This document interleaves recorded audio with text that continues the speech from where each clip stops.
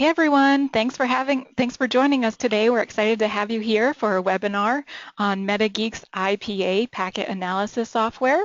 Our presenters today are Aham Eric Susi from Arachnus Networks and Joel Crane from Metageek.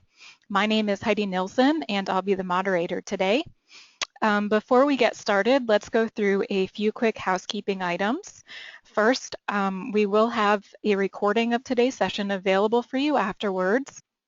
And lastly, we are planning to have a Q&A session at the end of the presentation. You can send in your questions at any time throughout the presentation using the question and answer feature. We'll answer those as they come in and we'll save some for the end. And with that, I will turn it over to Joel. Awesome. Thanks, Heidi. Thanks for joining us for this webinar today, everybody. So just kind of a quick introduction so you know who's talking on the other end of the microphone here. My name's Joel, and I'm the trainer at Metageek. I do things like write knowledge base articles and teach webinars like this, make videos, things like that. So pretty typically when you find some kind of training materials through our website or various sources like that, typically it's going to be something by me. So I really enjoy this job. It's a lot of fun. I really enjoy Wi-Fi, and I think that we're going to have a great webinar today. So let's go ahead and jump right in. Now just kind of so what you know what to expect throughout the course of this webinar. If you attended our last webinar, the spectrum analysis webinar, there's going to be some similarities here. I'm going to build on some of those things that we learned in that last webinar. So if you haven't had a chance to check that out, be sure to visit SnapAV and get a copy of that and watch that, because we're going to build on some of those concepts that we learned in the spectrum analysis webinar. And of course, we'll quickly touch on spectrum analysis and talk about how that ties in with packet analysis. But to really understand packet analysis, to really get it, there's some really important things for you to understand. There's some concepts that we learned about when we looked at spectrum analysis that we're going to build on as we look at packet analysis. So the first thing that we need to talk about, we talked about this in the spectrum analysis webinar, is how Wi-Fi is half duplex. And I'm sure you remember that we talked about how Ethernet is full duplex. And that means with an Ethernet cable, we've got multiple twisted pairs of copper inside the cable, and that allows us to send traffic in two directions at the same time on the same Ethernet cable. But if you remember, Wi-Fi is half duplex, which means only one side can talk at a time. It's kind of like this. If an access point needs to transmit some data, and if it transmits the data at the exact same time as maybe a laptop or another client device, that data is going to collide, and those two devices are basically going to cancel each other out. It's just like a human conversation. If you talk and if I talk at the exact same time, we're going to simply cancel each other out. So Wi-Fi is half duplex. We can only send traffic in one direction at a time. Now, we talked about this in the packet analysis, or rather the spectrum analysis webinar as well. We talked about this constant process of how we send data from one machine to another and we reply with an ACK or an acknowledgement. And again, we're going to get really in-depth with this in this webinar today. We're going to talk about those processes a lot. But one thing that I want you to remember, one thing to recall, is that when we send data to another machine, remember that data is going to, when it arrives, the receiving device is going to look at that data and make sure that it understood it. And if it did, it'll go, yep, check, I understood that data, and it will reply with an acknowledgement. But remember, there's some things that can go wrong here. If, let's say that the access point transmits that data, but it never makes it there and just gets garbled along the way, there's several things that can cause that. Maybe another device on an adjacent channel started talking and garbled up that information, or maybe the laptop is just too far away. It's just so far away it can't hear the access point very well. You remember what will happen in that case. In that case, the access point is going to transmit that data. The data never arrives, and so the laptop never sends that acknowledgement.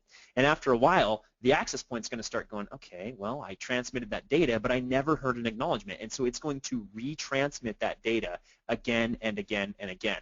And what's really great about packet analysis is that with packet analysis, we can see exactly how often and exactly when this is happening. With packet analysis, we get a lot closer look at what's going on.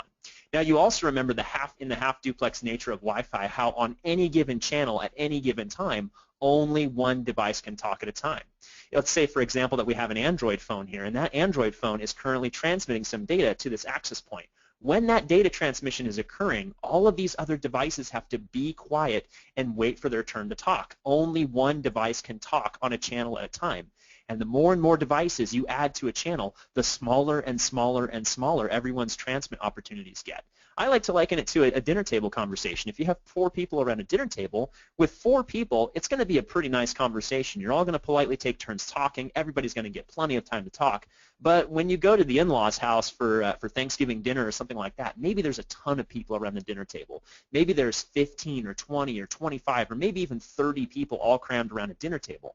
When you get that many people around a dinner table and you're all having one big conversation, it gets really, really difficult to get a word in.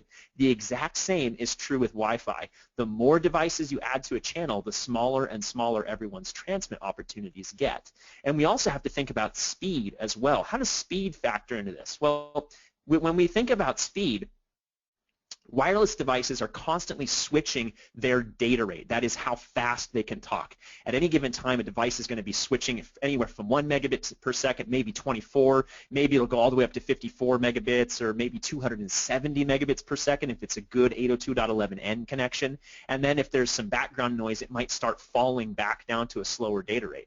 The distance from the access point matters as well. If we've got a device that's kind of far away from an access point, as a device starts to move away from that access point, it's going to fall back to a slower and more reliable data rate. Wi-Fi data rates are constantly changing, and Wi-Fi data rates directly affect the half-duplex nature of Wi-Fi. In fact, this is probably one of the most critical aspects of Wi-Fi when it comes to data rates. So let's look at this example for a second. Let's say that we have an Android phone here, and it's relatively close to the access point. The environment's fairly quiet, and so it's able to maintain a nice fast data rate, maybe 54 megabits per second. Now remember, this is the physical rate. This is the phi rate. This isn't the actual throughput that we're going to get. We're only going to get about 60% of that. We're only going to get about 60% of that due to management overhead. But let's say that we're getting a physical rate of 54 megabits per second. Meanwhile, on the very fringe of the coverage area, we've got another Android phone that's very, very far away from the access point. And since it's so far away from the access point, it's had to fall back to a slower data rate. It's had to fall all the way back to 1 megabit per second. When that happens, this slower device, this device that has fallen back to that slower data rate, will take 54 times longer to transmit the same amount of data as a device that's close to the access point. It will talk slower. It'll get on the channel and slowly transmit all of its data, which consumes time. I like to think of a device that's using a slow data rate as the slow kid in the back of the classroom. You guys know who I'm talking about? Have you ever encountered the slow kid in the back of the classroom? They're that guy where, you know, the class is going along nicely, and this guy in the back of the classroom raises a hand and goes, teach, I had a question, and you're just like, dude, spit it out. We're paying $50 an hour, $100 an hour, or whatever to be here. Say what you want to say. It's the exact same way with Wi-Fi. Slow Wi-Fi devices that are using slow data rates are like the slow kid in the back of the classroom. They raise their hand and they talk slowly and they take forever to ask just that stupid question, and you just wish that they would shut up so that you could move on with a class. You guys know who I'm talking about, don't you? We've all encountered that person before. So that's exactly what it's like with Wi-Fi. We want devices to get on the air and get off the air really, really quickly. We want them to get on and get off quickly, transmit their data, and then be done so that we can free up time for other devices on the channel to talk. And so we have to think about that. This is essentially what happens with co-channel interference. You remember this. You remember how we reviewed these 3 different types of interference. Adjacent channel interference occurs when we're on partially overlapping channels, and networks and all their connected devices just yell and scream over each other. Co-channel interference is the better type of interference, but it's still something that we have to think about. It's still something that we have to contend with. Every client and every access point on the same channel is going to compete for time to talk, and so we need to make sure that devices are getting on the air and getting off the air quickly. The other thing to consider here is retransmissions. Remember when we talked about that? We talked about how if a signal gets garbled along the way, we have to retransmit our data. Now in Wi-Fi, that actually happens fairly often.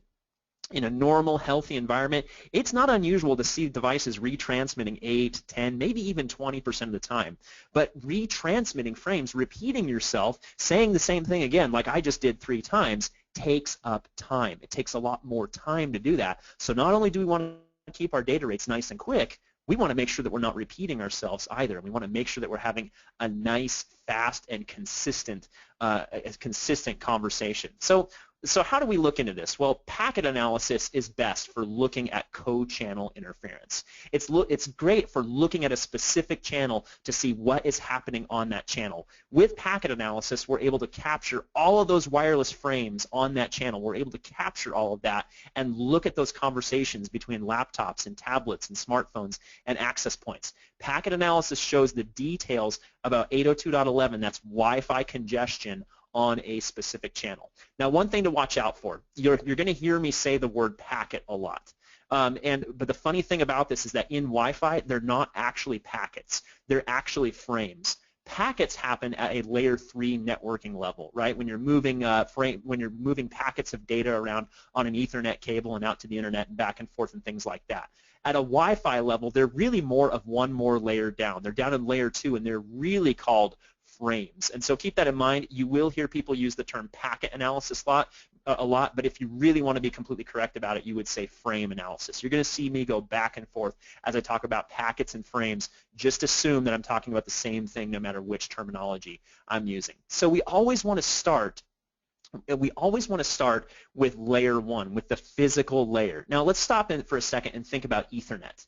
If we were troubleshooting Ethernet, and let's say we were having some trouble with an Ethernet connection, how would we handle that? Well, with an Ethernet connection, the first thing I'm going to do is I'm going to see if it works, right? I'm going to plug it into a computer and see if we can go to google.com or something like that. And if we can't, if it doesn't seem like there's any kind of network connection there, what's the first thing you're going to do? You're going to test the cable.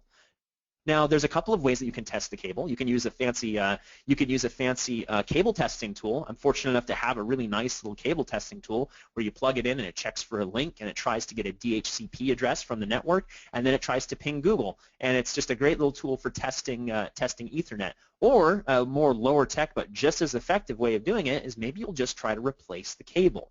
Either way, you are testing layer 1. That is the physical layer. That is the actual copper inside the cable that is going between your computer and your networking switch or whatever device is on the other end. With Wi-Fi, we want to do the exact same thing. We want to quote-unquote test the cable, and we're going to do that with spectrum analysis. A spectrum analyzer shows us all of the raw radio frequency activity in our environment, and that's going to guide us to the next troubleshooting step. So for example, let's say that we open up a spectrum analyzer, and on that spectrum analyzer, we look at the air, we look at the raw radio frequency activity, and we see a non-Wi-Fi signature.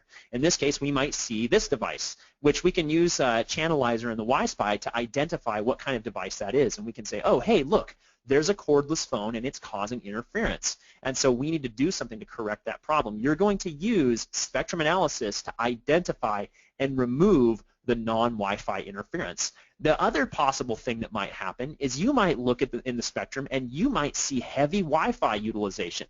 This is what Wi-Fi looks like on a spectrum analyzer. So when you fire up your spectrum analyzer and you see that there is a Wi-Fi signature there and it's on the same channel as your wireless network, that's when you go, oh, okay, well, we're not looking at a non-Wi-Fi interference issue. We're looking at heavy utilization on that channel. There's a lot of activity happening on that channel. At that point, you might use layer 2 packet analysis to dig deeper into that Wi-Fi conversation to see what is causing that congestion and why. And that's one of the things that you might do with that. So let's take a look at those scenarios really quick. I just switched over to my Windows virtual machine here, and I'm gonna start up. I've got Channelizer running here, Channelizer and a Wi-Spy, and let's find our network really quick. I'm going to turn on my networks here, and I'm going to come down to the networks table, and I'm just going to apply a filter. We're just going to type in Metageek Lab. We're just going to filter down to the network that I care about right now. So there it is. There's Metageek Lab. We'll switch to logical mode so we give it a nice friendly name. Oh, where did it go? There it is. So we can see that Metageek Lab is hanging out right there. And let's say that we were troubleshooting an issue where this device or this network would just randomly drop out and stop working. If we fired up our spectrum analysis tool and we saw a spike shape like this spike shape right here, and if we saw that shape would sometimes end up on the same channel, on the same frequencies as our wireless networks, then that might be a problem. That would basically block that network from talking. If you remember from our last webinar, these non-Wi-Fi devices, not only do Wi-Fi devices need time to talk, but non-Wi-Fi devices need time to talk as well. They need to be able to get on the air and say what they need to say. Now, some devices talk more than others. Bluetooth devices don't talk very often. They only talk about 10% of the time, so typically they're not going to cause a lot of trouble. Whereas an old analog device like this cordless phone, if you look at the color tells us that this thing is talking constantly. It's like an air horn. It just won't shut up. And so this would basically block any Wi-Fi devices on that channel from talking. Those Wi-Fi devices would back off. Now, fortunately, it's not interfering with Metageek Lab right now, but the problem is that this cordless phone has a tendency to switch channels. If we turn it off and turn it back on a few times, this time it looked like it decided to stay on the same channel. It knows that I'm giving a webinar and it's being difficult. But this cordless phone is known for switching to different channels constantly, to constantly moving to all kinds of different channels. There we go. It decided to cooperate and moved over here between channels 3 and 5. And that's going to severely limit how much this wireless network can talk, if at all. So let's say that we need to find this network and we need to get rid of it. If we go to the interference tab, this is that library of common shapes, different things that we might see in the spectrum. And we can go through here and we can kind of make some comparisons to see if it matches up or not. And I'm going to say that looks a lot like this Uniden cordless phone. I'm going to say that's probably what that is. And now that we've identified it, we can actually go track that device down and get rid of it with the device finder functionality. So that's just one of the possible ways that this might go. But let's say that there is no non-Wi-Fi interference. Let's say that we don't see any non-Wi-Fi interference. Instead, we see a ton of Wi-Fi activity on that channel. Now, to simulate this, I'm actually going to do a throughput test. I'm going to do a throughput test with a little command line tool called iPerf. It's I-P-E-R-F. iPerf is a great tool, and I know that sometimes the command line is scary, but this tool is so easy to use. It's extremely easy to use. So on one machine, on one side of your network, preferably plugged into the Ethernet side of your network, you would install iPerf on a machine, and you would just run this little command. You just run iPerf3 TAC S, and that just means server. So now it's the server. And then on the client side, which is where we are now, which is perhaps a wireless device, we can run iPerf TAC C, that means client, and then type in the IP address of the server. In this case, the server is just a little Raspberry Pi. It's one of those $35 computers, and I've just got it plugged into the Ethernet side of the network. And so now I'm going to go ahead and run this throughput test. Now, this is a lot. This is a lot like what you would see with a throughput testing tool like speedtest.net. But the advantage here is that we're just going local on the network. And so that means that we could test, at this case, we max out at 100 megabits per second because the Raspberry Pi has a 100 megabit per second Ethernet adapter on board. So let's go ahead and run that command a few times. And what you'll see is that while this command is running, you'll see in the waterfall view, we'll see this activity show up here. And if you look up here in the density view, you can see that there's kind of this flat tabletop shape forming up here. Now, there is some commands that you can run here to make this run for a very long time. I'm just letting it run for the default window of time, which I think is something like 10 seconds or something like that. But if we keep running this throughput test repeatedly and moving a bunch of data across the air, we see this very uniform kind of flat tabletop shape form here. And if we go to the channels table, we can look to see exactly how often that channel is being used. In this case, we're keeping it utilized about 24%, or sorry, that's channel 1. About 45% of the time. So we're keeping that channel pretty busy right now just by running this throughput test. Now there's all kinds of different things you can do to simulate this. You can move a big file across the network. You can stream a high-definition YouTube video. There's all kinds of things, but iPerf is just a really neat and simple little way of doing this. So let's go ahead and pause our recording. And actually, I'm going to start a new session here. So let's just start a brand new session and run our throughput test a couple more times. I just want to make it a little easier to grab large portions of time. So we'll start our throughput test here. So that's running right now. And then let's just take a look at how often we are utilizing the spectrum in that little window when we run this a few times. So we'll just let it gather, I don't know, maybe 30 seconds worth of data or something like that. Now, one thing I want you to take note of is that we're doing this in the 2.4 gigahertz band right now. And 2.4 gigahertz, if we look at the whole thing, it's pretty nasty. This is a very, very crowded environment. And in fact, my Wi-Fi adapter is plugged into my laptop here, and my access point that I'm testing to, which is just an old WRT54G, by the way, is only about 5 feet away. Yet we're only seeing about 3 to 5 megabits per second, sometimes even 1 megabit per second. It's performing pretty badly. That's how toxic the environment is here at Metageek. So if we look, let's take a look at, let's just pause this for a second. Let's select a really small time span. I'm just going to look at one of these little points when we did a throughput test. I don't think it's even able to transmit very consistently just because of how crowded and how busy our environment is. So there's 10 seconds right there. And we can see that over that 10-second time span, we're utilizing the band about 50% of the time. So we're keeping it pretty busy. So what if we saw something like this? What if we saw that we had high utilization on a channel and we want to get a closer look at that conversation? That's when we use packet analysis. That's when we want to capture all of those wireless frames that are happening on that channel. That's when we want to look and see exactly what's going on with Metageek Lab to really get a closer look at what's going on. So if you see non-Wi-Fi interference, we need to find it and remove it. If you see Wi-Fi activity, that's when it's time to break out the packet analyzer to see exactly what is going on. So let's think about how these two things relate to each other. Spectrum analysis shows us the sum of all of the radio activity on the channel. It basically shows us all of the raw radio frequency activity that's happening on that channel. Remember, that includes everything that's talking. Not only is our throughput test, but it's all my neighboring networks and all the non-Wi-Fi devices and all the background noise. That shows us everything.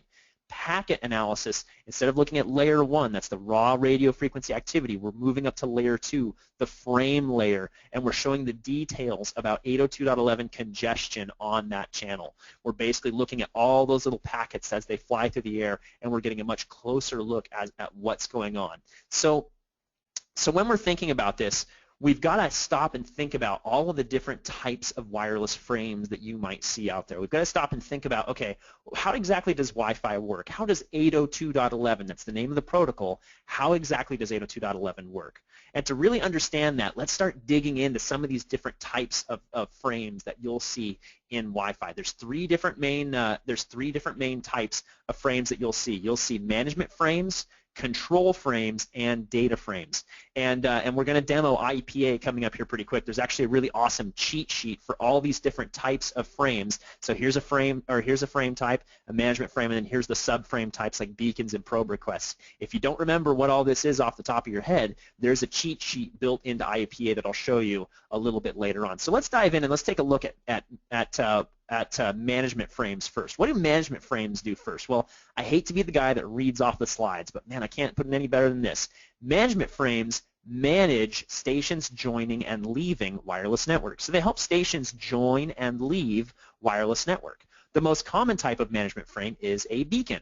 A beacon is just a continual announcement of an access point's existence. So let's say I'm on my Mac right now. Let's say that you open up the Wi-Fi menu to see which networks are nearby. We know about those networks because of beacons.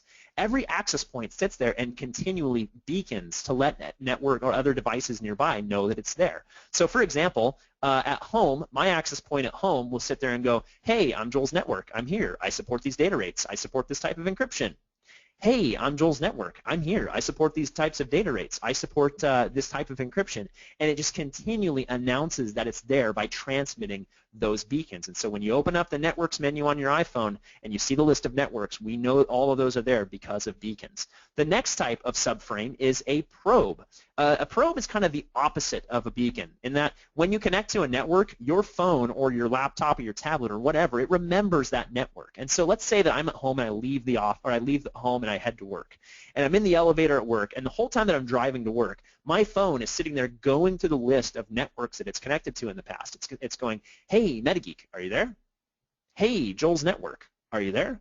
And it's just going to continually do that. It's going to continually probe for familiar networks. And once I'm going up the elevator at work and it goes, hey, Metageek, are you there? Metageek will reply and say, yes, I'm Metageek, I'm here. And then we start that process of getting authenticated to the network and then getting associated, getting tied into our network. So beacons, probes, authentication, and association frames are all management frames, and they all help stations join and leave wireless network. Now the next type of frame is a control frame.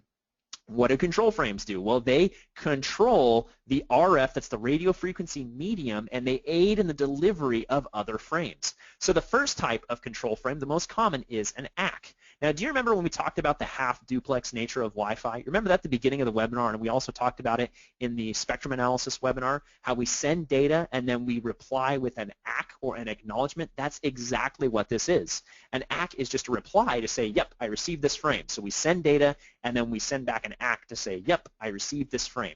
Now, that takes a long time, right? Going data, ack, data, ack, data, ack, data, ack, right? You have to spend a lot of time saying ack.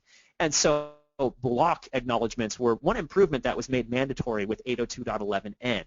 Now, block acknowledgments basically acknowledge a block of data frames all at the same time. So instead of going data acknowledgement, data acknowledgement, data acknowledgement, data acknowledgement, we can go data, data, data, data, data, acknowledgement. Data, data, data, data, data, acknowledgement, right? It starts sounding a lot like a System of a Down song. So with block acknowledgements, we can acknowledge a block of data frames all at the same time. Now, there's a couple more that are part of control frames that are kind of fun. RTS and CTS, and these ones are very, very closely tied together.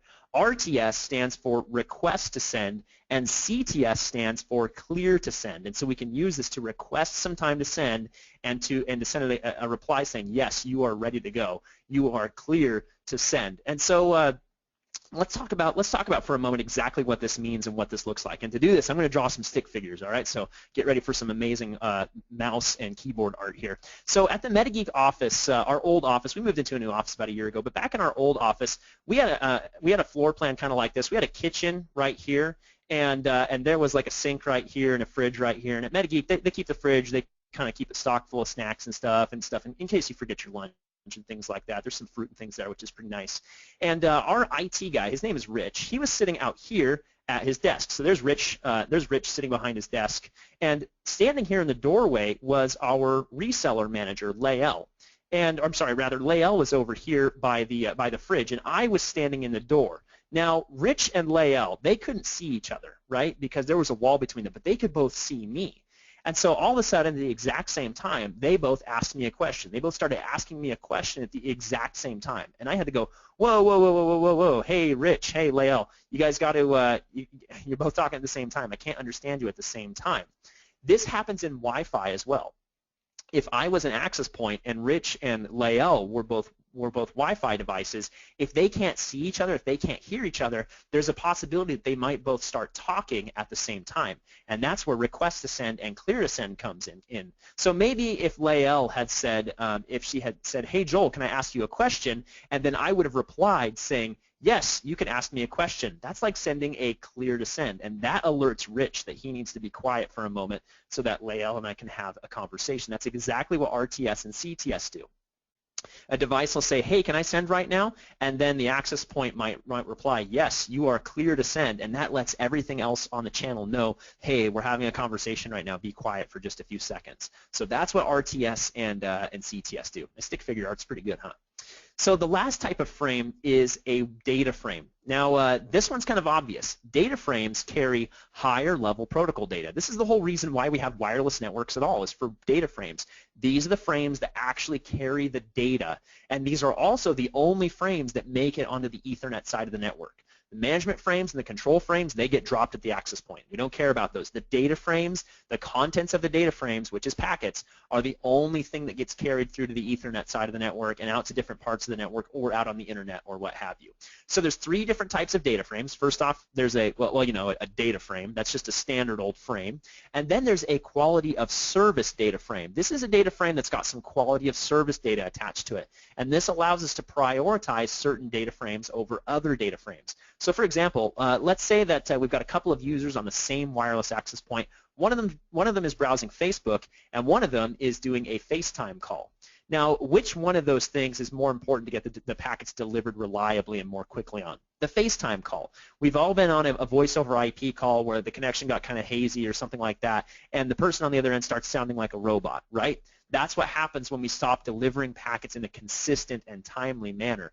What quality of service data frames allow us to do is they allow us to put a priority tag on those frames. And so we can say, if we're looking at a few different frames that need to be transmitted across the air, the access point can look at this frame and go, you know what, that's just a background frame. That frame is just Facebook. We don't care about that. It's okay if it takes a second longer. However, this frame is a big deal. This is like this is a data frame, or this is a voice data frame. We need to get that one transmitted first. And so quality of service data frames allow us to prioritize those.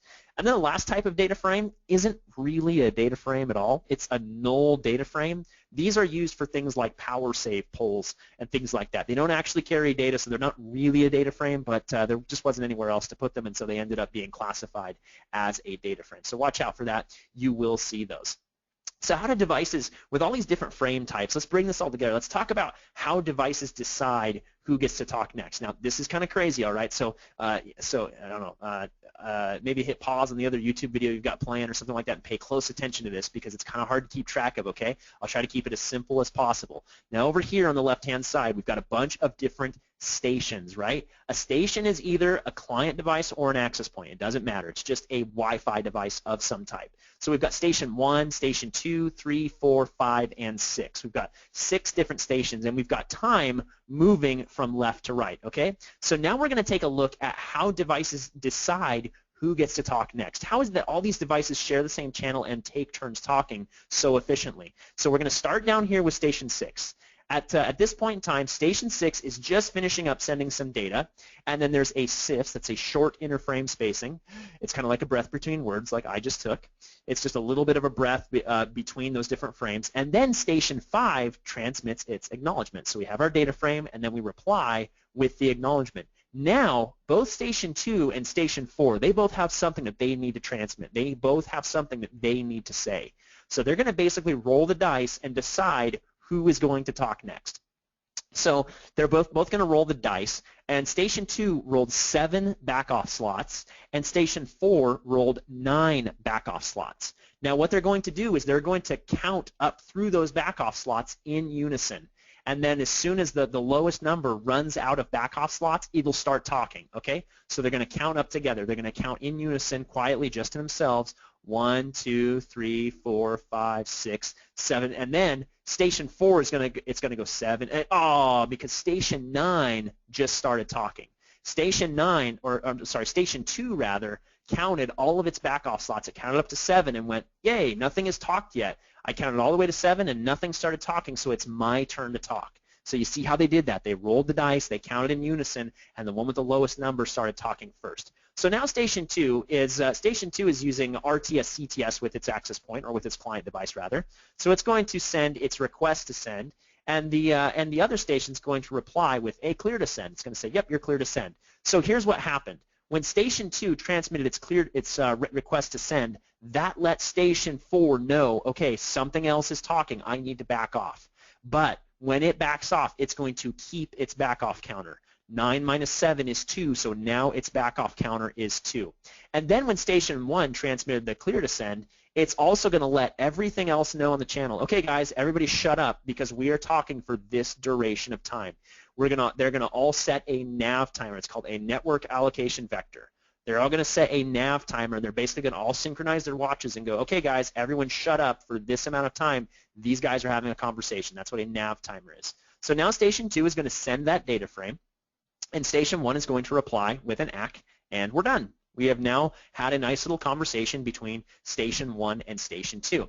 And now station 2 has some more data to transmit, so it's going to roll the dice again because it wants to get in there and transmit again. And station 4 didn't get to transmit the first time around either, so now it's going to get in there as well. But instead of rolling the dice, remember, it already backed off, right? And so it kept its back-off counter of 2. So now its remaining back-off is only 2 slots. Whereas station 2 is starting over, so it's got a back-off of 10 slots remaining. So now they're going to count up in unison. 1, 2, and station 4 is going to go 3. Okay, it's my turn to talk.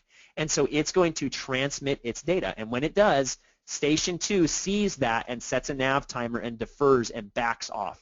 So station 4 transmits the data, and then station 3 replies with the acknowledgement. So let's just let that sink in for a second. This is happening millions of times a second. Do you have a cell phone in your pocket right now? Is Wi-Fi turned on? This is happening millions of times a second in your pocket right now on your cell phone. Every device on the same channel is constantly doing this, and it's happening super fast, unimaginably fast. So next time the Wi-Fi doesn't work, next time that Wi-Fi gives you some trouble, you might sit back and think, wow, it's kind of amazing that this works at all. It's kind of incredible that this works at all. It's so crazy how quickly this happens. So how do we deal with this? Well, we're going to deal with it with a packet analysis tool. Now, kind of the classic packet analysis tool out there is Wireshark. And Wireshark is great. We absolutely love Wireshark. We think it's one of the best things out there. It's absolutely fantastic, right? So Wireshark, the problem with Wireshark, even though it's a great, excellent tool, is that it displays packets in just kind of this linear fashion like this. There's a packet, there's a packet, there's a packet, there's a packet. It doesn't really help us visualize airtime usage. It doesn't tell us who's talking slow, who's talking fast, who's repeating themselves, who's eating up all the time on the channel, who's not eating up time on the channel. It doesn't really tell us that. And so that's why we need a dedicated packet analysis tool. So we came up with a tool called IPA. IPA stands for I Packet Analysis. It's a visual packet analysis tool. And we also really like beer at Metageek, especially good craft beers. So yes, we totally named one of our products after beer. IPA also uses these multi-layered pie charts, and they kind of look like eyes, and so there's several reasons why we called it IPA. And what these charts do is they show information in layers. So the total pie chart shows us the total amount of time that was used on the channel during the packet capture, how much time was used on that whole channel during that entire packet capture. And so then we can look and see what constituted all that time, right? So the innermost layer is our network. In this case, it's a network called Bronco Guest. That's the name of the network. And we can see that Bronco Guest took up about 2/3 of the total amount of airtime on this channel. So 2/3 of the total amount of airtime was taken up by Bronco Guest. And then the next layer in, this is the individual access point that's part of that network. So remember, a single network can have multiple access points. So this particular access point took up about half of the total airtime. There's another access point right here that took up, I don't know, what's that, 1/8 of the time on the channel, but this particular access point took up about half of the total amount of airtime. Now, there, of course, are clients connected to that access point, and we can see how much airtime those devices took up too. In this case, we can see this client took up about 1/3 of the amount of airtime, somewhere between 1/3 and or 1/4 of the amount of airtime. And then if we go one more layer out to the outside, that outside layer shows us our frame type by color. So let's take a closer look at that. Remember how I had different colors assigned to the different frames? We had our control frames, that's our acknowledgements, our block acknowledgements, our RTS, CTS. Those are all colored in orange. And then our management frames, that's our beacons and our probe requests and probe responses, those are all colored in purple. So we can see where all those purple ones are as well. And then our data frames, that's our real-world data, is colored in blue. So you can really quickly look at this and see how much of this is management overhead and how much of it is actual data. And so now you start to understand why, just because our MacBook says it's getting 300 megabits per second, why we're not able to actually get that data rate, because there's a lot of management overhead that goes into this. A lot of these frames, a lot of these wireless frames are just part of managing the wireless network, and that introduces some overhead that we have to think about. So what I'm going to do now is I'm going to jump into a demo of IPA. Before we jump into the demo, I'm going to show you a couple different ways that you can get PCAP files. But here's just some kind of top things that IPA is really great for. It's really great for identifying top talkers. It's great at identifying devices that are having slow and inefficient conversations. And it's great for seeing which devices are transmitting the most data. It's great for identifying problem devices. You can pinpoint slow conversations that consume airtime, and it will also automatically point out devices that repeat themselves all the time. Remember those retransmissions when we have to retransmit something. It also will show you expert tips. It will automatically show you clients that have excessive retry rates, and it will identify network settings that could hurt performance. And one of my favorite things is that you can export all the data to Wireshark. So you can turn IPA into a really powerful filtering tool. So IPA and Wireshark get along dates. They hold hands and they get along great. They hold hands and go on dates and stuff all the time. So how do we get packets into IPA? This is one of the more challenging things about packet capture. The way that we do it the most at Metageek is with an AirPcap NX. Now, SnapAV does not sell this product. Metageek does, and you can buy it directly from Riverbed. However, while this device is directly supported within IPA, there are some downsides. First off, it is 2.4 and 5 gigahertz, which is nice, but it does not support 802.11 AC, so keep that in mind. So there's some drawbacks, there's some advantages. The advantages, it's easy to use if you're stuck in a Windows environment. It's a great way to get PCAP files in Windows, but remember that you're not going to get 802.11 AC frames. It can't understand those frames, but you can capture directly into IPA. Probably my favorite way to get packet captures is actually with OS 10. With a Mac, you can get packet captures natively. Most Macs are both 2.4 and 5 gigahertz, anything that's relatively new at all. A MacBook Air, like I have, has a 2x2, so it has two spatial streams, and a MacBook Pro has 3 spatial streams, probably making the MacBook Pro one of the best capture devices on the market. And you get 802.11ac on late 2013 and newer models. Unfortunately, mine's a 2012, and so I do not have 802.11ac support on my Mac. And of course, there are some other sources. You can get them from Linux if you're pretty good with the command line in Linux, just with a normal off-the-shelf Wi-Fi adapter, and you can get them from some enterprise-grade access points. So there are some various ways that you can get PCAP files. Now you might be wondering, why do we have to use the AirPcap NX when we're in Windows? Well, Windows has a pretty big limitation in that if we try to do packet capture in Windows, Windows throws away all the management frames and all the control frames, and it throws away all the data frames that aren't destined for your machine.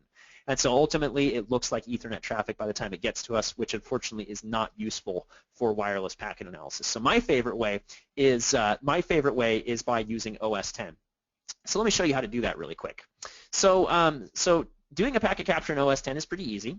So what you'll do is on your Mac, you'll hit Command space, and you'll type in wireless diagnostics and hit enter, and it's going to and then you're going to hit Window and click Sniffer. You can also just press Command 6, and that's going to open up the network sniffer.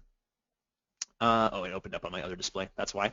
And then you can simply choose the channel that you want to capture on and choose your channel width and start your capture. Now it's going to ask you for your administrator password. It puts your Wi-Fi adapter in monitor mode. So now my Wi-Fi adapter on my Mac is listening for wireless networks. You can see there it's in monitor mode. And so then when we click stop, it's going to pop a WCAP file onto your desktop. It put it on my other desktop on my Thunderbolt display, since it's my primary display and not this one.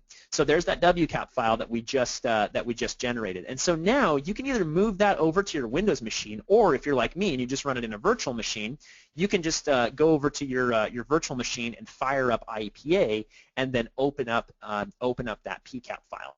So if we just open up IPA here, I'm going to close Channelizer since we don't need that to be running anymore. And so we'll go over to File and hit Open File, and now we can open up, that's the packet capture. I just have desktop sharing enabled between my Mac and my virtual machine. Okay, so let's show you what this looks like, though, with the AirPcap. So I've connected an AirPcap, and I'm going to start capturing all of the packets on the channel right now. So you can see the file size here. You can see how many packets we've got. We've already got 3,000, now 4,000 packets. And you're going to see some invalid packets. That's okay. We're not going to understand every single packet that we hear. So now what I'm going to do is let's go ahead and kick off a throughput test with iPerf to generate some traffic with that. So I'm going to come back over here. We'll just hit up on the keyboard and hit Enter to run that same command again. So now we're doing our throughput test over Wi-Fi from my USB Wi-Fi adapter to my WRT54G, and then over to my little Raspberry Pi. Let's do a couple times. How about a couple of them, just for good measure? And so then, if we look back over here, you can see that file size is, look at, now we're at 35,000 packets. So that just tells you how quickly we gather frames. So now that we're done with that, let's hit the stop button. And what IPA is going to do is it's going to look at how long each one of those packets took to send. It's going to calculate how much airtime all of those packets took. And so it'll finish parsing out that data in just a moment. And then we can start looking at that to see what happened. Okay, so in the airtime graph, remember this is representing all the airtime that was used over the course of this capture. We can see that Metageek Lab used up the most airtime. There are some other networks here, but none of them used a significant amount of airtime. Like ACCO and Metageek Test 2 and MobiNet and AirNet, none of them used a significant amount of time on the air. But Metageek Lab did. It used a lot of time on the air. So we can see that there's only one access point that's part of it, and we can see that there's a client called Netgear. That's my Netgear Wi-Fi adapter, used up the most airtime. It spent most of its time sending quality of service data frames and a little bit of time sending acknowledgments. Now we can also see how much airtime was used over time by looking at the airtime over time graph above. So we can see it humming along right here at about 50% airtime usage, and then it spiked right here and stayed near I would say it's about 80%, 85% airtime usage. And then we had a little lull again here, and then it started up again. So we can see when we ran those two iPerf performance tests. So let's drill down into this. I'm going to actually click on the Netgear slice here to drill down into it to get a closer look at what happened. So notice up here in the airtime graph, we can see that all of the stuff that we have selected right now, the conversation that we have selected is colored in green, whereas the conversation that we haven't selected is colored in gray. And so we can see over here that we spent about 1% of the time talking at 1 megabit per second, but our most common data rate was 24 megabits per second. We used that about 30% of the time. So we really get an idea of how efficient that conversation was. Notice the retry rate. The retry rate was 31%, meaning this wasn't a very efficient conversation. We had to resend our frames a lot. It was kind of a slow and inefficient conversation. So now that we've drilled down into this device, we can go over here to the Packets tab, and that's going to show us all the packets that were part of that conversation. So we can see us sending the quality of service data frame, getting an ACK. We can see this constant process of data ACK, data ACK, data ACK, data ACK, data ACK. Now, one thing you may have noticed is that we're not using block acknowledgments here. Why is that? Why aren't we seeing any block acknowledgments? Well, that's because this is an 802.11g access point, and it doesn't support block acknowledgments yet. That didn't come until 802.11n. So the other thing you can see is our retries here. So remember our retry rate was 31%. You see this little circular flag, that basically says that is a retry. We had to resend that data frame, which is amazing considering that we're only 6 feet away from the access point. We really should be seeing better than that. And so let's say that we wanted to get some expert tips as to what's going on this wireless network. If we go to the Analyze tab, we can find our network here. So here's Metageek Lab, and put a checkbox next to it, and it's going to tell us some interesting things that it noticed about that wireless network. First off, it's noticed that we have legacy data rates detected. It found some data rates of 1 and 2 and 5.5 and 11 megabits per second enabled. Allowing devices to talk slowly with those slower, older data rates consumes more airtime. So you can click Learn More to learn some more about that, or you can hit Too Long, Didn't Read to collapse that back again. We also noticed that an 802.11b protection mechanism is enabled, which will slow things down as well. And we noticed that this specific device, this Netgear device with this MAC address, had a 30% retry rate. And we call out some reasons as to why that might be. We say, hey, you might have some Wi-Fi chipset issues. You might have overlapping channel interference. I can guarantee that's the problem. And we can, and maybe we need to remove some non-Wi-Fi interference that's causing problems. So IEPA will try to intelligently suggest what might be wrong with your wireless network. And so you can really quickly get in there and look at those conversations to see whether it's a specific client device that's performing poorly, that's essentially bringing the whole channel down. Okay, so I'm going to go open up a sample capture. If you get IEPA on trial and you don't have a Mac and you don't have an AirPcap or a good way to get PCAP files, if you get a trial version of IEPA, you can open up this sample capture file. It's called iPads.pcap. And basically, there was an enterprise-grade vendor who was streaming video to 100 iPads at the same time on an expo floor, which we thought was pretty amazing. Have you ever tried to use the Wi-Fi at a convention or at an expo or something like that? Usually it sucks, because there's so much stuff using the air. So of course we had to get a packet capture of this to see how they were doing it. So when we open up this packet capture, we could see that really this network called iPad Demo 6 was really the only network that talked on this channel. We can see that there was another network called Voice WLAN 2 that didn't talk very often, and another one called HP Blogger M, but they really didn't spend that much time talking. iPad Demo 6 had only one access point, and it had multiple client devices connected to that access point, and they all used about the same amount of airtime. And of course, these are all Apple devices, and so I'm going to assume that's probably the iPads. So we can click on those to open them up and to see exactly what happened during that packet capture. Now we can see that it was mostly quality of service data frames, a little bit of block acknowledgments. What's going on there? So let's go to the Packets tab and take a look. We can see that one way that they conserved airtime was by using block acknowledgments. So instead of going data acknowledgement, data acknowledgement, data acknowledgement, they went data, data, data, data, data, data, data, acknowledgement, request to send, clear to send, data, data, data, data, data, acknowledgement, right? And so they were able to conserve airtime by using those. They also used some nice fast data rates. The slowest data rate they used was 6 megabits per second, but they were often able to hit 58 megabits per second about 25% of the time. And if you look at the top here, another way that they were able to stream video to 100 iPads concurrently was by having them buffer their video at different times. So if we look at the first device, you can see at what point in time it buffered its video here. And if we back out and look at a different device, we can see that it buffered its video at a different time. And then this device buffered its video at a completely different time, a little bit right here, and then a little bit later on. So you can see when devices were buffering their video, and that's part of how they were able to stream video to 100 iPads all at the same time, all on an expo floor. Okay, so the last thing I want to show you really quick is the integration with Wireshark. Let's say that you have an Apple device here, and you want to take that entire conversation and you want to send it to Wireshark. So to filter down to it, let's click on it. We've now drilled down into this. And then let's say that we go over to the Packets tab, and we decide that we only want the data and the block acknowledgements. We don't want the RTS CTS. If you click on the subframe filter bar up here, we can go in here and we can uncheck RTS and we can uncheck CTS, and that's going to remove those two types of frames, leaving us only with the data frames and the block acknowledgements. You see how easy that was? 2 clicks and I just filtered out 2 different frame types. You can also filter by SSID or access point vendor, by client vendor, by MAC address, even by data rate and signal strength received. All these filters are super easy to use. And so let's drill back down into our Apple device. So now we've got the RTS filter applied, the CTS filter applied, and we've drilled down into this device. And so then let's click File and click Send to Wireshark. That's going to wrap up all these frames, going to put a bow on them, and send them over to Wireshark for deeper packet analysis. So if you want to really get deeper into these wireless frames to really get a closer look at what's going on, you can get them over into the tried and true good old Wireshark to really take a closer look at what's going on. Okay, I think I'd like to hand it back over to either Heidi or Ahem now.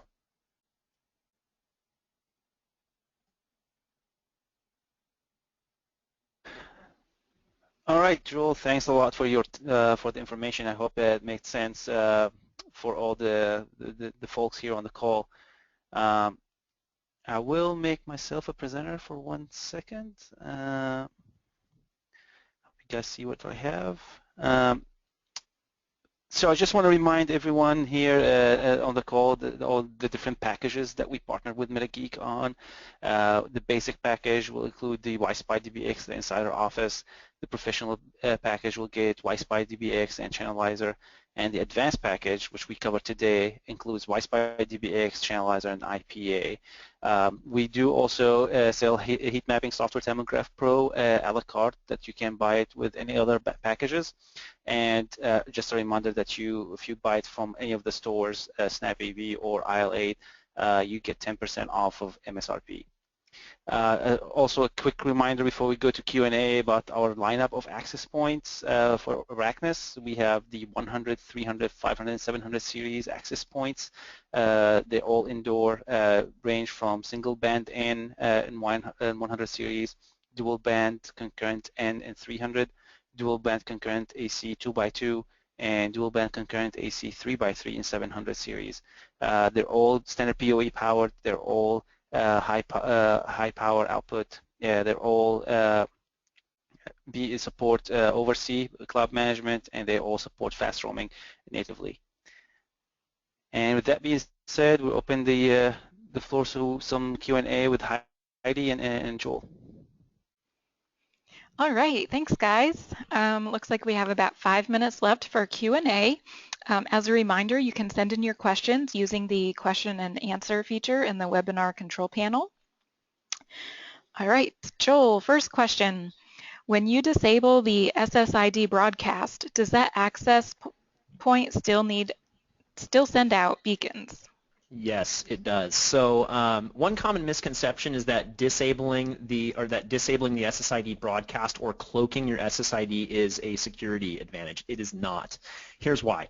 The beacons are still broadcast, they just don't have the name of the SSID included. So all the information is there except for the name of the SSID. Now most operating systems won't show that SSID in the list. When you connect to that SSID, you have to give your SSID, and then your devices have to probe for that SSID. So let's say that Joel's network was hidden, my device has to probe for Joel's network to discover that network and connect to it, so we have to probe all the time. So most people believe that disabling the SSID is a kind of a security thing. It can help make your network more secure. Unfortunately, it cannot. It is extremely easy to discover a hidden wireless network. The one use case for that is if you're just tired of people asking if they can connect to your Wi-Fi. That's probably one use case for cloaking your SSID. All right, thanks. Next question. When you delete or filter a cordless phone in Channelizer, how does that work if it doesn't modify what the phone is doing? Well, the idea is that you identify the cordless phone in Channelizer, and then you go physically remove it. Now you can't filter it out, you can't jam it. There's nothing you can do other than identify it with Channelizer and go find it and go remove it. Okay. When you have a device with a constant transmission on a channel, for example, an AirPlay device, how is that handled with other devices on that channel? Well, you remember how we talked about the airtime arbitration process, how wireless devices kind of decide who's going to get a chance to talk next. They basically all just kind of go to battle and they roll the dice and they decide which device is going to talk next. The trick is that eventually you're going to get to a point where that AirPlay device isn't going to have enough time to be able to get on the channel and say what it's going to need to say, and that's when you start having video dropout issues and things like that. So if you're having trouble with an AirPlay device not working well, that's when you need to do a PCAP and see what is going on that channel to see why that device is having trouble, because you can look at that conversation up close. All right, thanks. For those who aren't familiar with the concept of fast roaming, can you give a quick overview of how that works? Ooh, that's a tough one. Probably a bit outside the scope of that webinar. I'd love to get into that right now, but I don't think we have time. Basically, with fast roaming, APs are able to buffer packets on the next access point that the device is going to roam to. And then when the device roams to that access point, the AP will give that device all the frames that it buffered. So I wish we could get into that, but it's a bit outside the scope of this webinar, unfortunately. Okay. Yes, and I would add that if you look at our history of webinars, we did a webinar about fast roaming when we introduced it that explained it very well. So you guys can look at that into either SnapAV or File8 inventory or vault of resources, or you can find it on YouTube somewhere. All right, thanks guys. Next question, what is the most common higher level parameter that can have a positive effect on a congested Wi-Fi network? The highest level parameter, I would say one of the best things that you can do to improve congestion problems on your wireless network is disable legacy data rates. Disable data rates like 1 or 2 or 5.5 or 11 megabits per second. You're basically going to force all of your devices on your network to talk faster, so they can't slip down to those lower data rates. Now, one thing that does do is it does shrink your coverage area slightly, because when you move away from that access point, you can't quite go as far away because we can't fall back on those legacy data rates. In very high density networks like stadium deployments, it's very, very common for engineers to disable lower data rates. I've even seen networks where they disabled everything below 24 megabits per second. So that's probably a bit extreme for most environments, but in some of those environments, that is what you have to do, is disable those legacy data rates. All right, thanks Joel. And last question, can you just quickly recap the options for using IPA on a Windows PC or laptop? Absolutely. So let's see if I can take the screen back. I'm not sure if I can. So the three different options the options that are out there for wireless packet capture in Windows, really the only good PCAP option, thank you very much, is the only really good option out there right now is the AirPcap NX. It's the only really good way to capture in Windows. The other alternatives are to use OS 10, not iOS. This is not going to work on an iPad or an iPhone. They don't have that functionality, but on OS 10, you can do packet captures, or you can get them from Linux or from an enterprise-grade AP if you're pretty good with that sort of thing. So really the AirPcap NX is really the only current way for us to get PCAP files in Windows. All right, thanks Joel. Looks like that's all we have time for today. I want to thank everyone for joining us and remind you to be on the lookout for a follow-up email within the next few days. We'll have a link to a recording of today's session And lastly, as you're exiting today, we would ask you to take a few quick minutes to complete our 3-question survey to let us know what you thought about today's webinar and what you'd like to see webinars on in the future. And with that, we hope you have a great day and see you next time.